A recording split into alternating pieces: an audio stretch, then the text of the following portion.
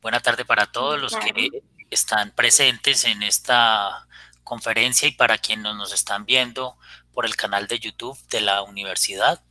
Eh, Bienvenidos todos.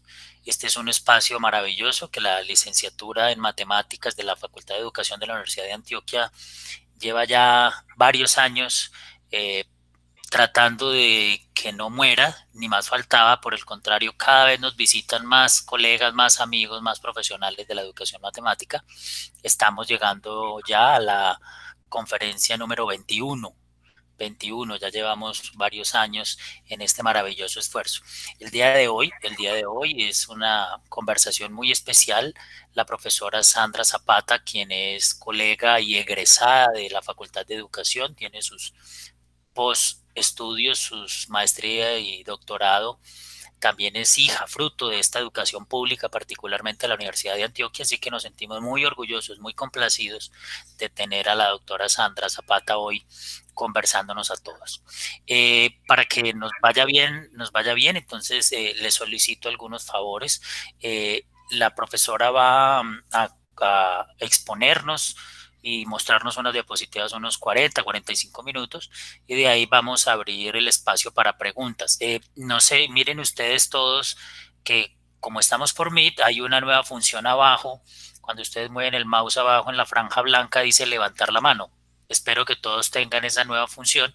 Podemos usarla para cuando vayamos a intervenir, levantamos la mano. Si no, pues de todas formas, si no lo tenemos, pueden escribir en el chat la pregunta o pueden escribir que quieren intervenir y yo con mucho gusto les doy la palabra. Yo voy dando la palabra a todos para que sea ordenado el asunto.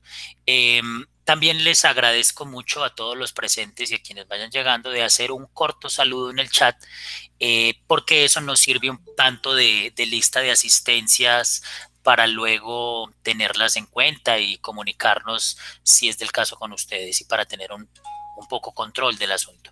Así que bienvenida, doctora Sandra, muy agradecido que esté con Gracias. nosotros, muy feliz y sobre todo muy orgulloso porque, insisto, es hija egresada de esta facultad, demuestra que la educación y nosotros los profesores podemos llegar muy lejos como profesionales y entonces bienvenida, le doy la palabra profesora, cierro el micrófono entonces. Bueno, coordinador, muchísimas gracias. Entonces, según las indicaciones que usted había mencionado, yo me voy a permitir compartir pantalla. Aprovecho también para agradecer a los presentes por su asistencia. Qué rico tenerlos acá y esperamos que este sea un espacio muy fructífero para todos. Voy entonces a iniciar la presentación con el ánimo de que empecemos a conversar y a mostrar las líneas de reflexión que quiero compartir con usted. Ahí se está viendo perfectamente, Sandra, muy bien. ¿Me ve bien y me escuchan bien? Sí, todo muy bien. Bueno, perfecto. Entonces, de nuevo, muy buenas tardes, coordinador. Muchas gracias por la presentación que hace. También quiero aprovechar para agradecer al comité de carrera por la invitación y por brindarme la oportunidad de participar en este espacio que considero un espacio de reflexión y, y pues también agradezco a los asistentes por su presencia. He denominado esta conferencia como una caracterización para el pensamiento algebraico temprano y su incidencia en el conocimiento profesional del profesor. Con esta conferencia busco propiciar algunas reflexiones y también exhibir reflexiones propias que además son producto de un estudio doctoral realizado en nuestra Facultad de Educación y que se enmarca en dos líneas, una asociada con el pensamiento algebraico temprano y otra asociada con el conocimiento profesional del profesor. Así que con este propósito preparé algunas líneas para orientar la conferencia que corresponden a unas reflexiones iniciales referidas al álgebra temprana. Luego me referiré al pensamiento algebraico temprano y daré cuenta de su incidencia en el conocimiento profesional y finalmente pues me permitiré presentar algunos momentos de una experiencia en la escuela rural. Y en esta experiencia, de alguna forma, confluyen los elementos que acabo de mencionar. Para iniciar entonces, pondré en consideración algunas posturas relacionadas con el álgebra temprana.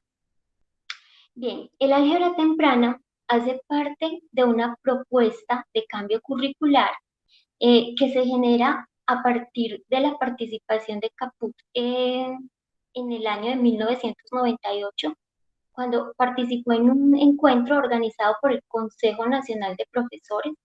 Allí, digamos que se puso de manifiesto la necesidad de vincular el álgebra en los primeros grados de la educación primaria.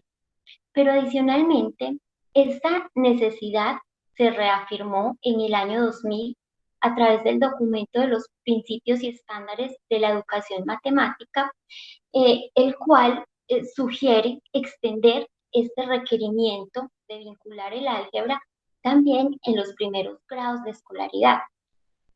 De alguna forma, podríamos decir entonces que esta idea de algebrizar el currículo, de alguna manera lo que devela es la importancia y posiblemente una necesidad apremiante de vincular el álgebra en la educación primaria.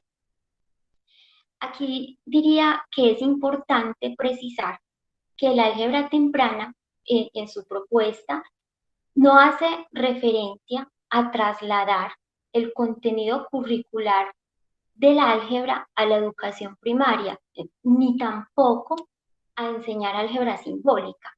Más bien, lo que busca es introducir una manera de pensar algebraicamente en relaciones, en estructuras, en situaciones matemáticas, y esto con el fin de facilitar el aprendizaje del álgebra en la educación secundaria, entre otras implicaciones que puede tener la promoción del álgebra en la educación primaria. Pero ¿cuáles podrían ser entonces esas implicaciones? Pues diferentes estudios reportan muchas posturas con relación al desarrollo y la promoción del pensamiento algebraico.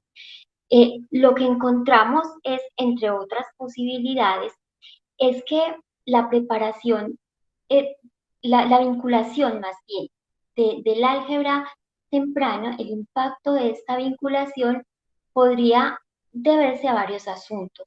Por ejemplo, uno de ellos podría estar relacionado con la posibilidad de preparar a los estudiantes frente a los retos que ofrece la educación secundaria, en tanto que si ellos han sido expuestos desde edades tempranas a actividades de carácter algebraico, entonces en la secundaria estas actividades podrían ser familiares para ellos.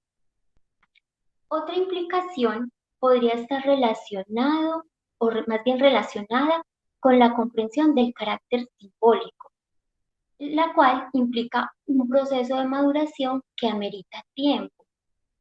Adicionalmente, pues nos podríamos referir a la posibilidad de promover la construcción de relaciones a través de la observación de patrones, a través de la comprensión de propiedades y la familiarización con estructuras matemáticas. Y notemos que en esta línea el favorecimiento de formas de pensar algebraicas se puede ver beneficiado siempre que la promoción de este pensamiento no se reduzca a la manipulación de símbolos. Ahora, notemos que básicamente estas ideas lo que propician es un panorama en el que la incursión de la álgebra temprana en el campo de la investigación en educación matemática, pues de alguna forma convoca al desarrollo de este pensamiento, a la promoción de este pensamiento y también al desarrollo de diferentes investigaciones y diferentes estudios que de alguna manera evidencian la conveniencia de la promoción del pensamiento algebraico en edades tempranas. De este modo, pues podríamos mencionar que el álgebra temprana se vincula con una amplia concepción del álgebra escolar, la cual de algún modo pues engloba el estudio de relaciones funcionales, el estudio y generalización de patrones numéricos, el estudio de estructuras, de cálculos de relaciones, el estudio y el desarrollo de la manipulación del simbolismo, el estudio de la modelación, entendida como un dominio de expresión, y la formalización de generalizaciones, entre otras posibilidades. Lo que podríamos observar entonces es que el estudio del álgebra temprana ofrece un panorama amplio que permite exhibir distintos presupuestos teóricos y que al mismo tiempo ofrece perspectivas que nos posibilitan como investigadores posicionarnos frente a estos constructos. Bueno, y de algún modo, este es el caso del estudio que llevé a cabo y el cual se apoya en los presupuestos teóricos de Louis Radford, quien propone una caracterización referida para el pensamiento algebraico temprano. Ahora bien, Louis Radford, entre sus ideas, las cuales son reafirmadas por Berger, propone, o más bien se refiere, a lo que es característico del pensamiento algebraico y menciona que algo característico en el pensamiento algebraico es que éste reconoce cantidades indeterminadas o cantidades no especificadas como si fueran conocidas. Pero no solo refiere eso, también dice que estas cantidades desconocidas se tratan de manera analítica. ¿Qué significa eso? Que se hacen deducciones que parten de ciertas premisas para conseguir un resultado. Lo que podemos notar es que para Radcliffe, considerar una caracterización para el pensamiento algebraico temprano implica, de alguna manera, razonar sobre la indeterminación y hacerlo con formas analíticas. Por ello, entonces, él menciona que el pensamiento algebraico temprano se enmarca en una caracterización dada por tres vectores, y estos vectores también los nombra como componentes analíticos y son los que aparecen entonces en la presentación. El primer componente analítico se denomina sentido de la indeterminancia y esta característica se asocia con una sensación de indeterminación.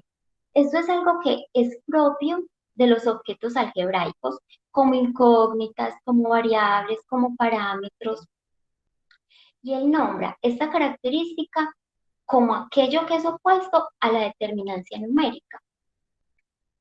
Un segundo componente analítico es denominado por Radford como analiticidad.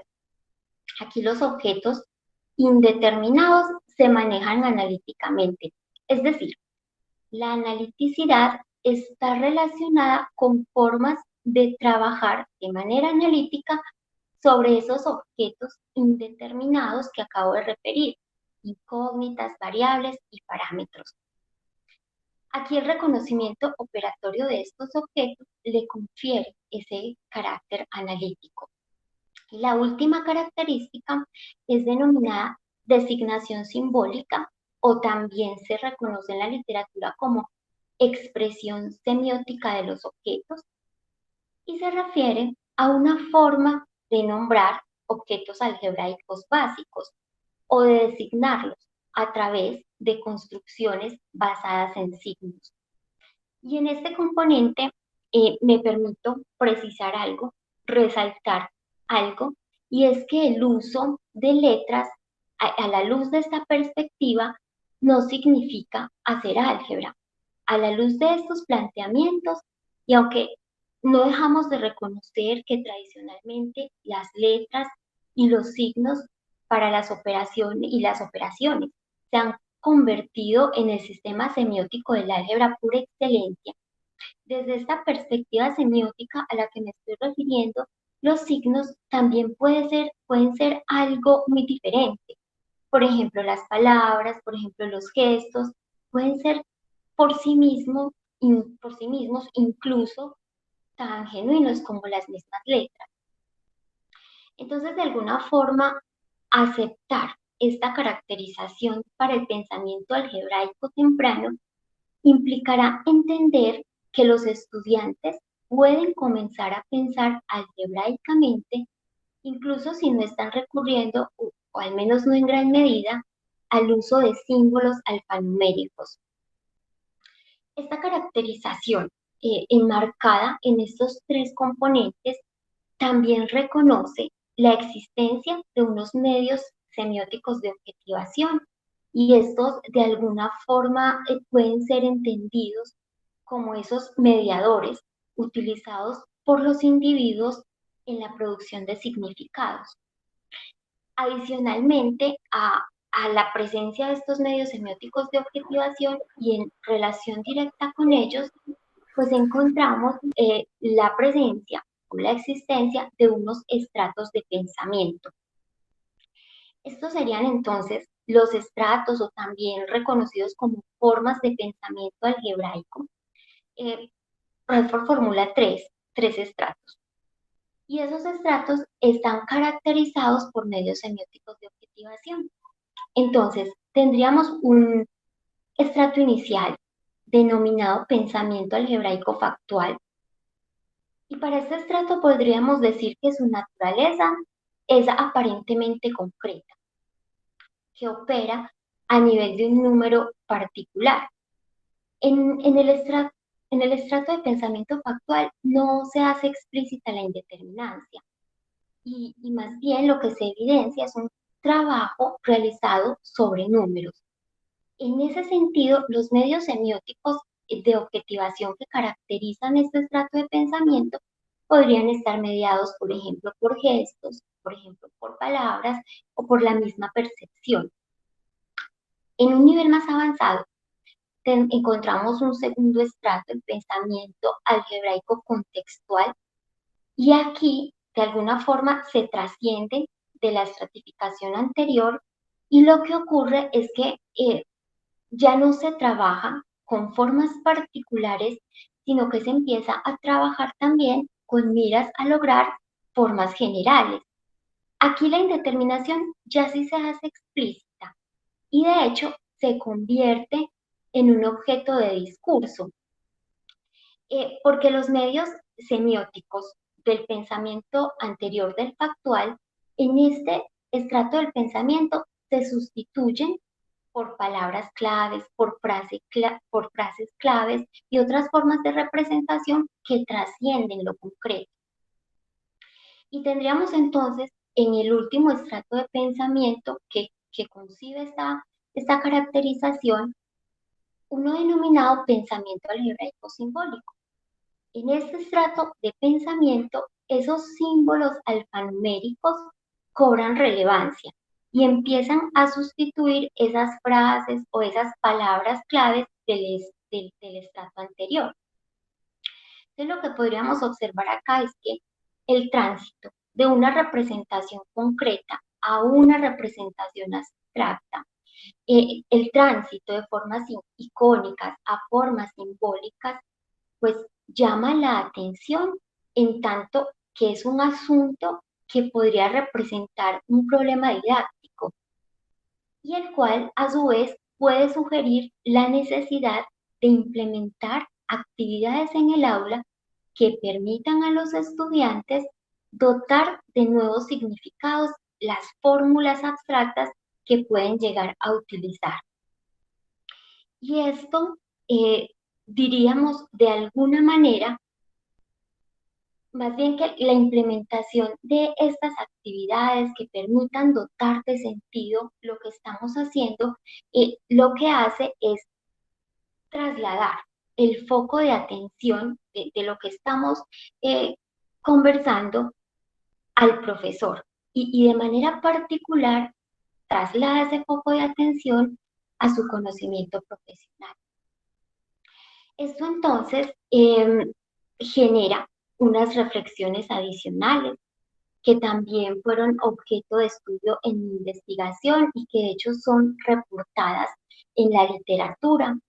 Estas reflexiones entonces se refieren, por ejemplo, a la necesidad de preparar a los profesores para enseñar álgebra en grados iniciales, considerando que la exploración del pensamiento algebraico no es un asunto trivial, entonces esa necesidad de formación docente estaría allí latente. De igual manera, pues también sugiere prestar especial atención al tipo de formación que reciben los profesores, en tanto esta, de alguna manera, pues debería permitir reconocer el carácter algebraico de las tareas matemáticas y también debería permitir la promoción del pensamiento algebraico en los niños. Y en esta misma línea, pues entonces surge la necesidad de ofrecer o de presentar sugerencias para el profesor que le permitan de alguna forma gestionar en su aula actividades enfocadas al desarrollo del pensamiento algebraico. ¿Qué podríamos observar? Que entonces en consecuencia el favorecimiento del pensamiento algebraico en estudiantes de primaria es un asunto y que podría lograrse siempre que existan acciones formativas diseñadas para los profesores, pues el conocimiento profesional sobre el álgebra y de hecho la enseñanza de la misma es considerado un componente clave para apoyar el desarrollo, la promoción del pensamiento algebraico temprano en los estudiantes. Así que el profesor es quien requiere conocer el objeto disciplinar y en este sentido es quien requiere conocer el cómo, el por qué y el para qué de ese objeto. Y de manera general, pues entonces requiere conocer el currículo para poder tomar decisiones frente a la incorporación del pensamiento algebraico, pero también requiere conocer a los estudiantes para identificar posibles manifestaciones de su pensamiento algebraico. Adicionalmente, requiere conocer el trabajo realizado en el aula, la práctica misma, y todo esto puede implicar entonces que él requiera también consolidar su conocimiento algebraico para poder enseñar álgebra. Notemos que estos componentes que acabo de mencionar se pueden enmarcar en el conocimiento profesional desde una perspectiva propuesta por Ponte como un conocimiento didáctico que se asocia con 4 dimensiones. Las 4 dimensiones las estamos observando en pantalla.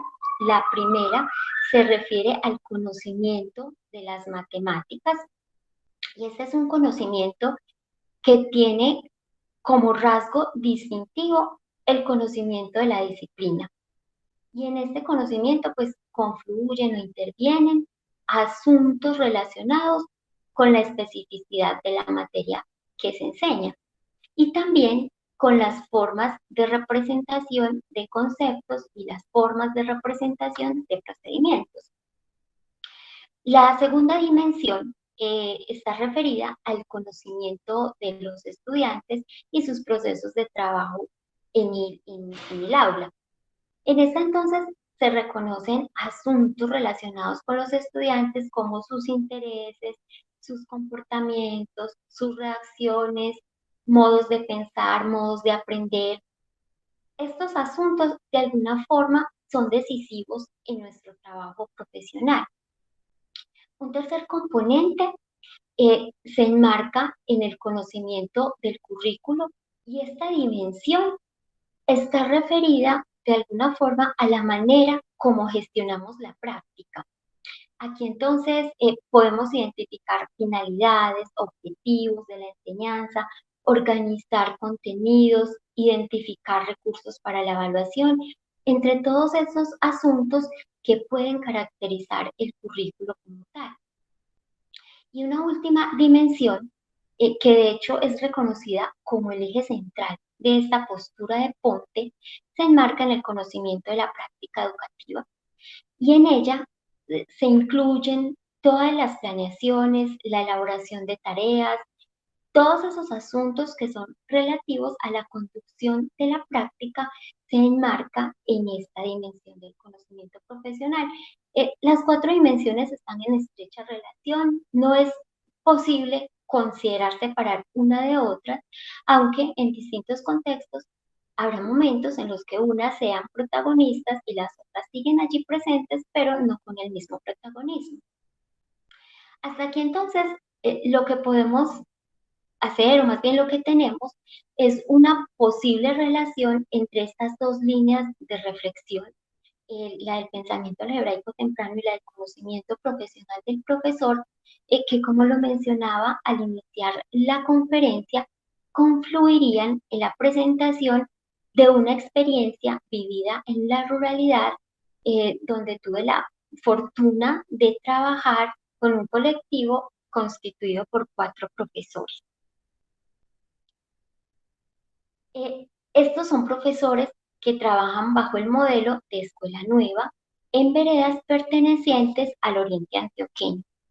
Son profesores con una amplia experiencia y de acuerdo a lo que ellos manifiestan, es un gran reto trabajar en el contexto de escuela nueva, en tanto que su práctica profesional debe atender a un grupo en el cual tienen estudiantes de todos los grados y adicional a esto ellos deben ofrecer orientar todas las áreas.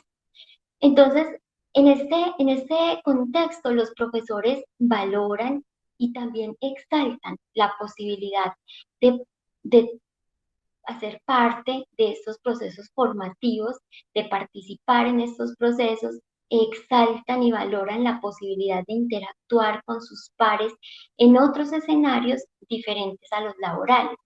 Y de alguna forma valoran el poder acercarse o poder consolidar herramientas de orden teórico y de orden metodológico que propenden por reflexiones sobre los retos que sus circunstancias ofrecen. En cuanto a todas las experiencias que se pueden suscitar en estos contextos y también en cuanto a las diferentes interacciones que se develan en lo referido a su conocimiento profesional.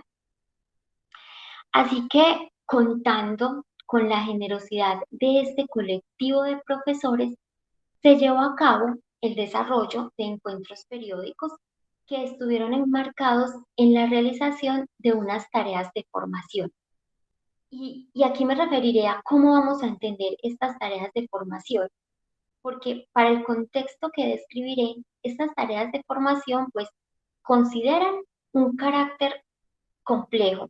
Son tareas de aprendizaje profesional que de alguna forma tienen la intención de crear oportunidades para que los maestros reflexionemos sobre los problemas pedagógicos, pero no solo eso, sino que también podamos reflexionar y proponer posibles soluciones a través de la interacción con los pares, a través del intercambio y la construcción de conocimientos. La forma como estuvieron pensadas estas tareas de formación consideró una estructura flexible que contemplaba cuatro momentos. Cada uno de esos momentos estaban estrechamente relacionados, pero también claramente diferenciados por la naturaleza de las reflexiones que se suscitaban en cada uno de ellos.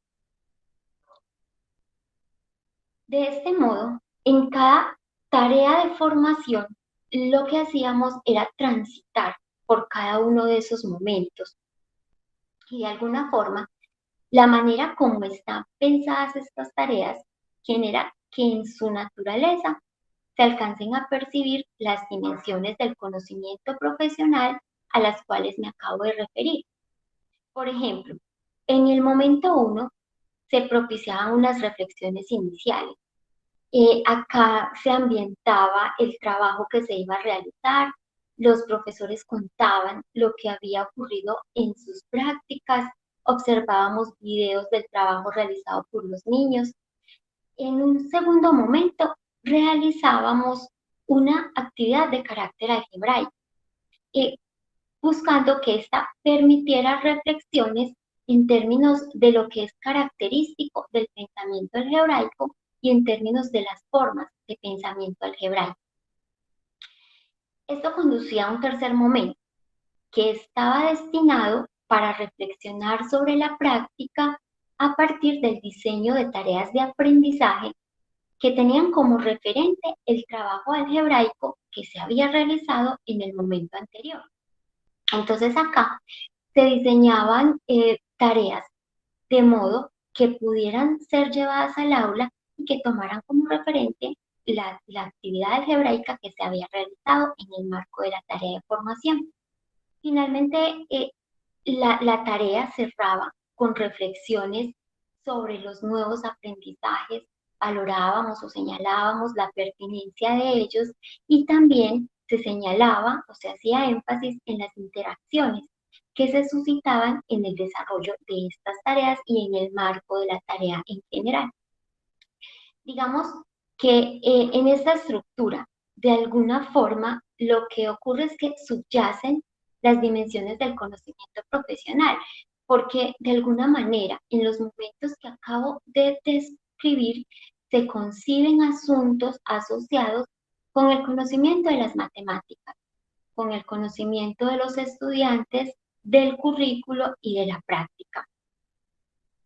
Entonces, como lo acabo de mencionar, cada tarea como tal destinaba en uno de sus momentos un espacio para el desarrollo de actividades de carácter algebraico.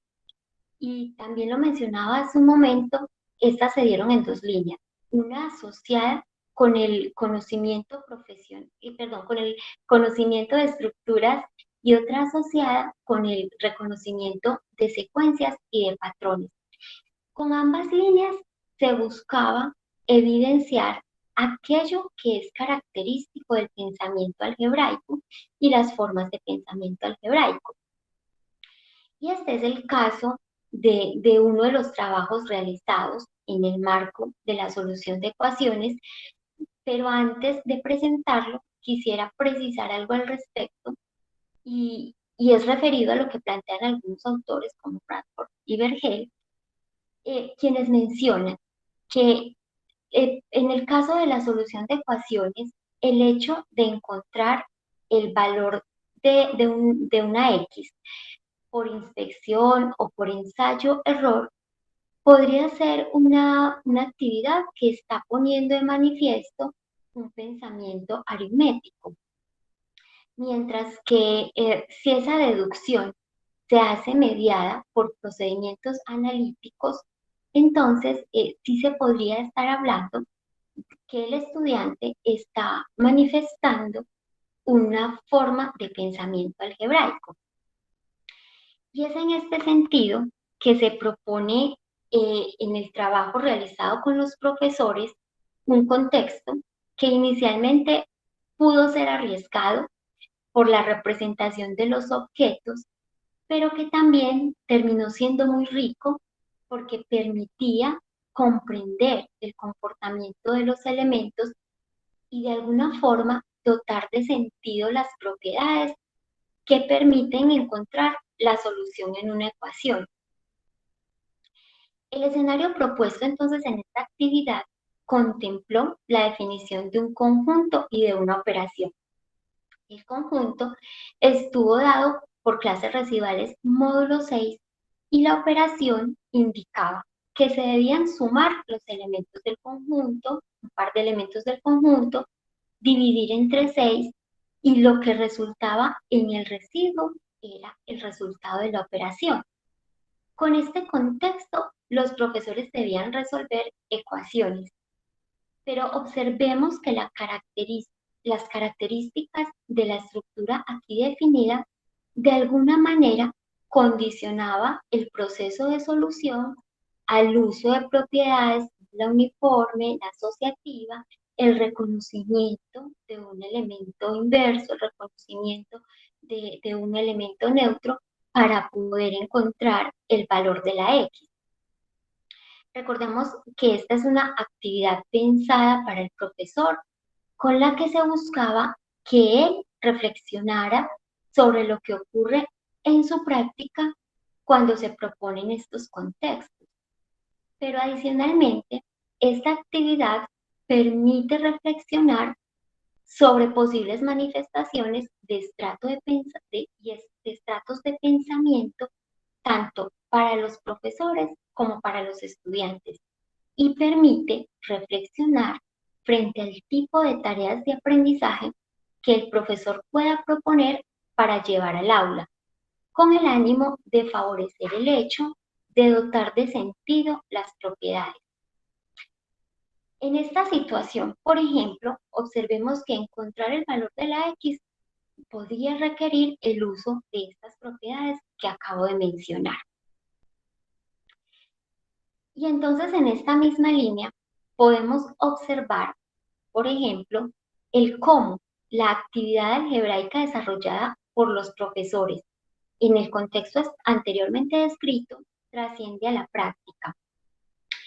Lo que tenemos aquí es una posible ejemplificación de lo que puede ocurrir cuando se indaga por la cantidad de argollas que puede contener la bolsa azul en esta balanza. Entonces, uno de los posibles procedimientos que pudieron ser llevados a cabo por los estudiantes indicaba que agregar fichas rojas a ambos lados permitiría eliminar fichas azules, de modo que ambas se retirarían de la balanza. Es decir, una ficha roja eliminaba una ficha azul y se retiraba. Y este proceso debería realizarse hasta dejar el lado de la balanza que contiene la bolsa sin ninguna ficha, solo con la bolsa, lo cual indicaría la cantidad de fichas contenidas en la bolsa. Una actividad como esta está caracterizada por un sentido de la indeterminancia, en tanto nos estamos refiriendo a una incógnita representada en la bolsa, pero la analiticidad también está presente y mediada por el uso de propiedades que permiten comprender, por ejemplo, una propiedad uniforme, permiten comprender la existencia de un elemento que anula a otro, la existencia de un elemento neutro y también la presencia de la designación simbólica, la cual en este contexto puede estar mediada por recursos semióticos que permiten producir significados. Esta entonces es una de las líneas en las cuales se enmarcó el diseño de actividades de carácter algebraico referido a estructuras y propiedades, y la otra línea se hizo en el marco de la búsqueda de patrones.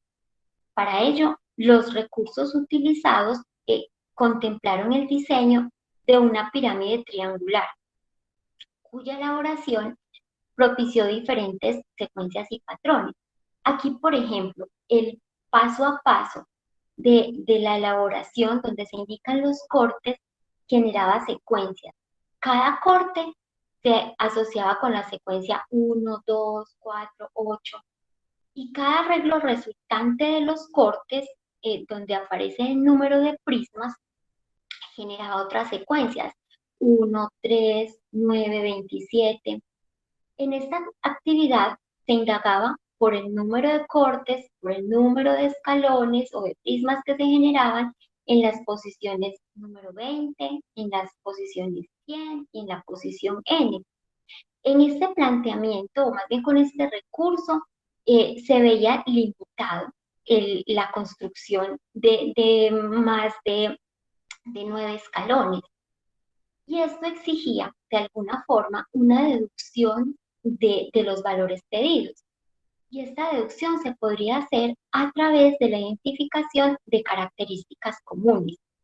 Lo que notamos es que una actividad como esta potenció la búsqueda de patrones y posibilitó reafirmar elementos teóricos asociados con el pensamiento algebraico, desde el reconocimiento de la indeterminancia, la analiticidad y la designación simbólica, pero también ponía de manifiesto formas de pensamiento algebraico.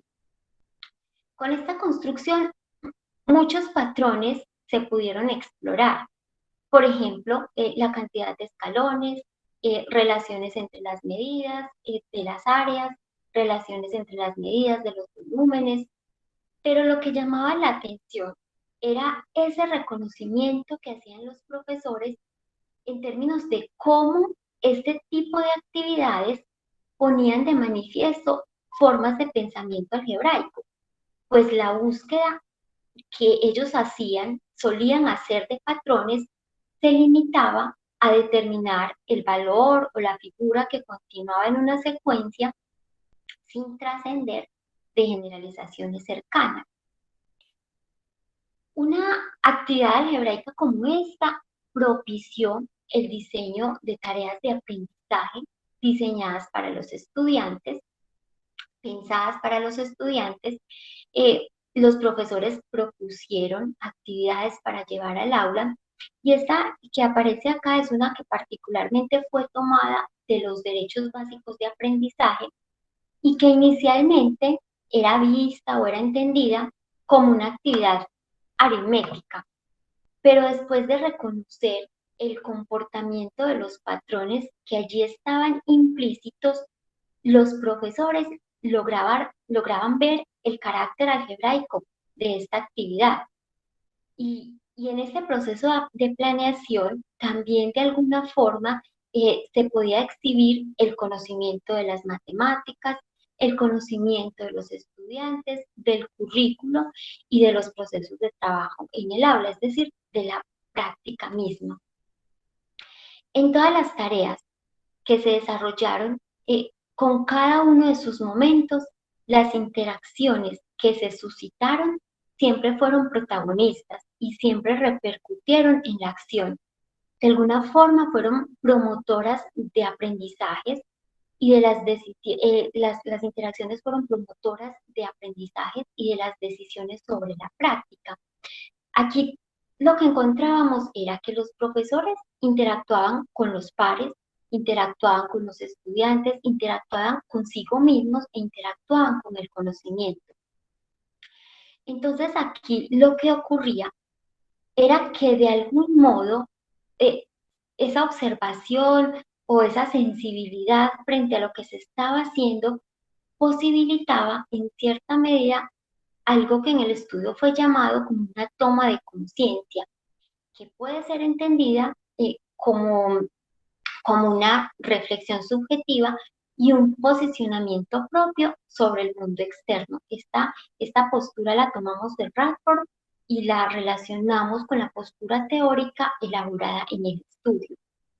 Entonces, esta toma de conciencia empieza a perfilar al profesor como un sujeto de acción que asume unas responsabilidades profesionales en cuanto a la necesidad y de posibilitar la promoción del pensamiento algebraico temprano.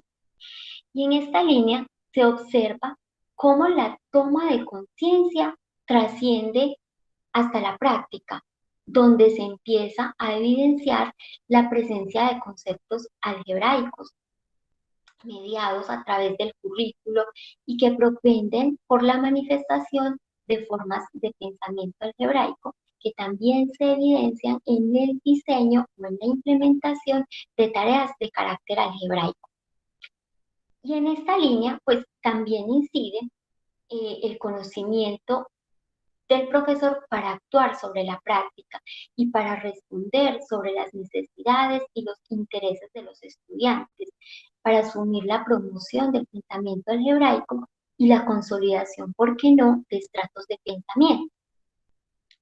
Lo que tenemos es que finalmente esa configuración del profesor como un ser consciente también implica que reconozca en sí mismo un proceso progresivo que empieza a nivel interno con una toma de conciencia que puede ser producto de distintas interacciones y que posteriormente se externaliza mediante acciones que dan cuenta de un posicionamiento frente a su labor profesional.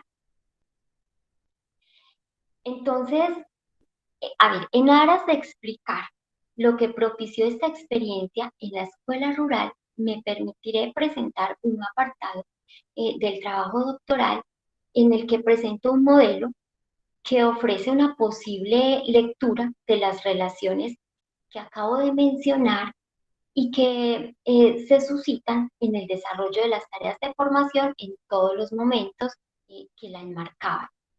En este modelo, el profesor aparece en el centro como un ser consciente y a su alrededor circundan las dimensiones del conocimiento profesional a las cuales ya me referí. Y ocurre que en esas distintas interacciones que se propiciaron en el desarrollo de las tareas de formación, pues están asuntos también asociados con el pensamiento algebraico temprano. Por ejemplo, observemos al profesor como un ser consciente que interactúa consigo mismo y en términos de las reflexiones logradas y de esa interacción consigo mismo, se vincula una interacción con el conocimiento, en la cual el profesor realiza y diseña tareas de carácter algebraico, pero además reconoce los componentes que son característicos de este pensamiento. Así entonces lo que podemos observar es una relación cíclica y bidireccional. Observemos que entre estas dos interacciones que acabo de mencionar subyace una modificación en las concepciones relacionadas con la promoción del pensamiento algebraico y que propende por la toma de decisiones y acciones sobre la práctica. Aquí específicamente, pues, cabe mencionar que iniciando el trabajo, los profesores no necesariamente concebían que el pensamiento algebraico fuera objeto de análisis, objeto de estudio en la básica primaria, sino que exaltaban que el pensamiento numérico era el que debía primar en sus prácticas. De manera similar, interactuar con los pares repercute en la reflexión y en la toma de conciencia como una forma de interacción consigo mismo. Entonces observemos que en estas dos interacciones se manifiesta una construcción conjunta que evidencia un reconocimiento del pensamiento algebraico y de sus características, pero que además es mediadora en la toma de decisiones acerca de la necesidad de hacer modificaciones curriculares y esto de alguna forma pues devela un conocimiento del currículo.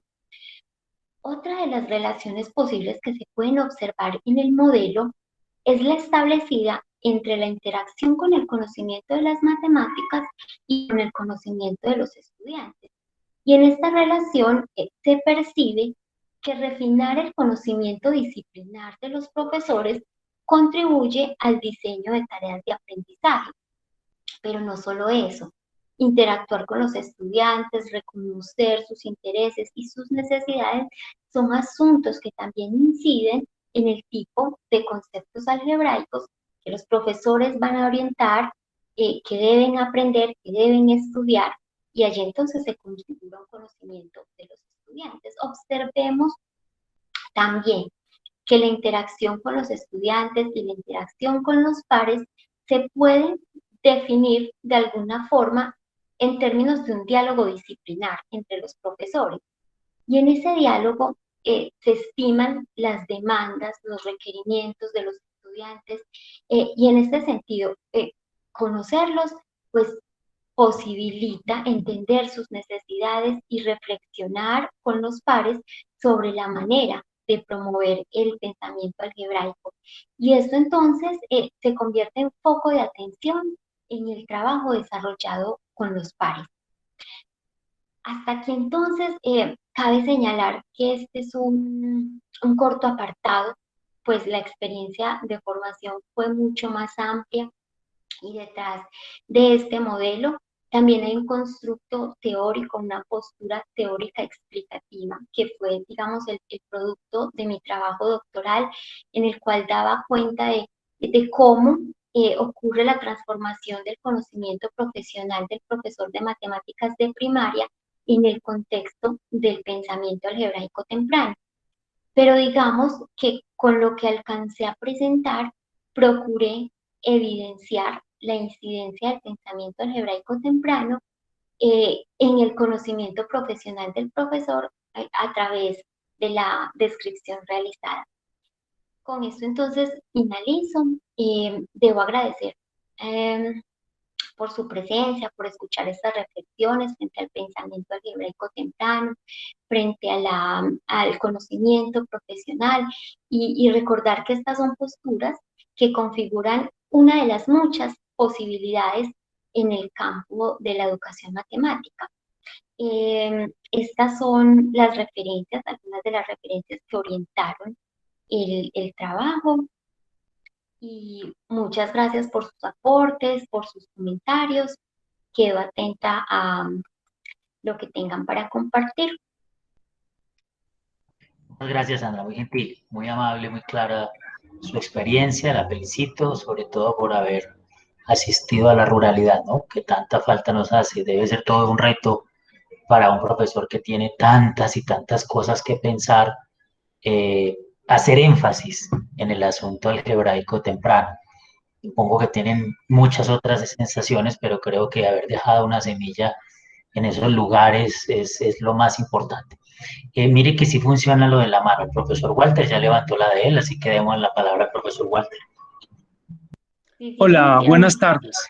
Buenas tardes, profesor Buenas Walter. tardes, Sandra, para ti y para todos los colegas que se han conectado.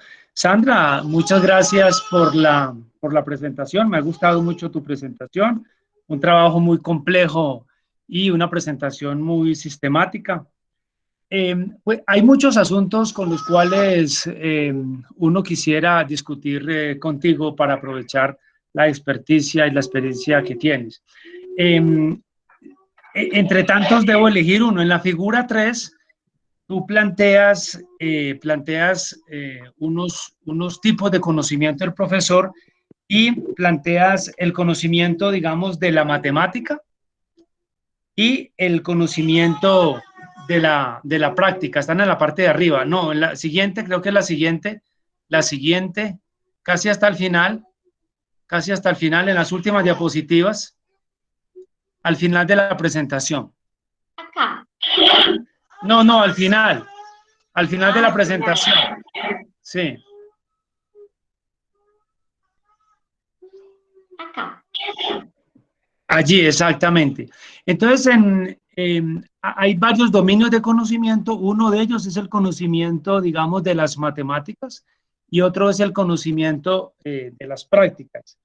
Me gustaría que ampliaras esa relación según la pudiste experimentar en tu trabajo de investigación, y me gustaría saber si cuando hablas de prácticas, ¿a qué te refieres? Si son las prácticas matemáticas del profesor, o las prácticas, digamos, didácticas y matemáticas del profesor, y también incluyen las prácticas de los estudiantes, o es una mezcla de las prácticas matemáticas, las prácticas didácticas y las prácticas de los estudiantes. Cierro el micrófono, Sandra, gracias. Profesor, es en esta parte donde me hace la, me Sí, manifiesta la inquietud. sí, En la sí, relación entre conocimiento de las matemáticas y conocimiento de las prácticas. sí, gracias, Sandra. Gracias a usted, profesor.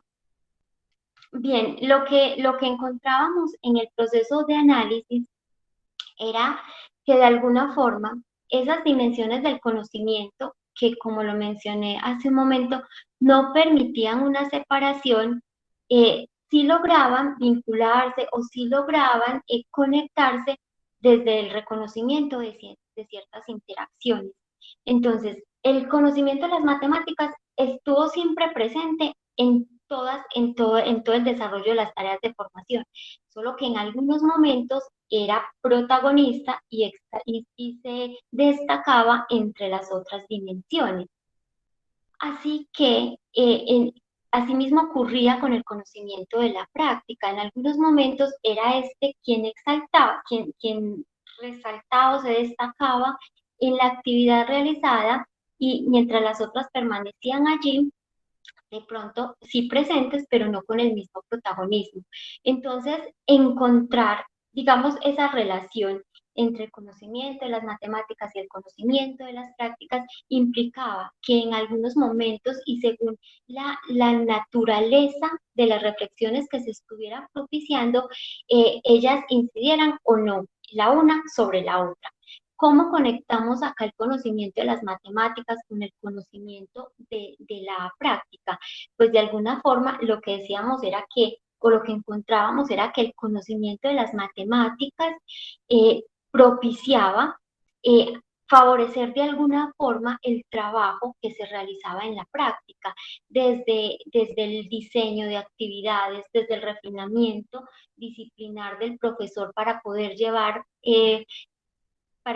actividades al aula, pero ese conocimiento de las matemáticas y lograr identificar o reflexionar sobre lo que es el pensamiento algebraico, sobre cómo puede el estudiante poner de manifiesto su pensamiento algebraico, también lo que permitía era, era que el profesor fuera sensible frente a ello para poder incidir en su práctica, pero es que en el otro sentido también ocurría, el conocimiento de la práctica también requería del conocimiento de las matemáticas. Entonces, era difícil separar, o más bien lo que se podía hacer era evidenciar en qué momentos uno era protagonista y los otros estaban allí con menor fuerza, pero también seguían incidiendo en lo que ocurría con el conocimiento de las matemáticas. Y con relación al conocimiento de las prácticas, en la dimensión del conocimiento profesional, perdón, en la postura para el conocimiento profesional, es entendida como un conocimiento que enmarca todo, ¿sí? Pero de alguna forma, allí también está lo que ocurre con los estudiantes, en una dimensión referida solamente a los estudiantes y a sus intereses y a sus necesidades. El profesor Walter me decía, es el conocimiento de las prácticas, es el conocimiento de las prácticas de los estudiantes. Diría yo que ahí en las dimensiones aparece ya referenciado algo que está ocurriendo con los estudiantes. Pero la práctica, el conocimiento de la práctica como tal engloba en este modelo todo lo que está ocurriendo en esas otras dimensiones.